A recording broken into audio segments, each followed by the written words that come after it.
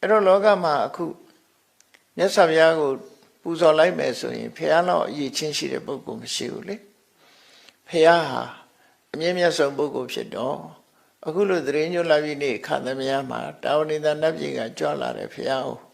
ငါတို့ပူဇော်ရတယ်လို့စိတ်ထဲမှာအလောက်ညွတ်လိုက်ရင်ကိုပဲကုသိုလ်ကောင်းမှုတွေအများကြီးရတယ်ပူဇော်နိုင်တာတွေကအမျိုးမျိုးရှိတယ်ခုန7ပါးသီလဆောက်တည်လိုက်တယ်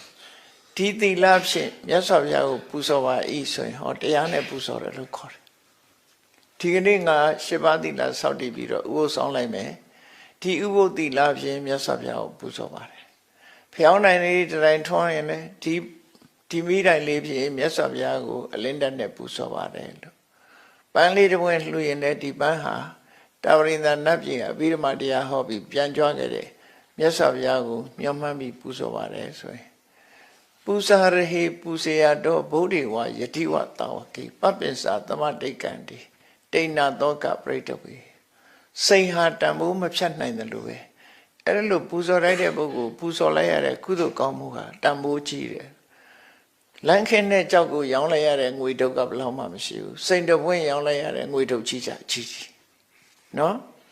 အဲ့လိုကြွယ်ပြခြားနာသွားတယ်လို့ဆိုတာလေးကို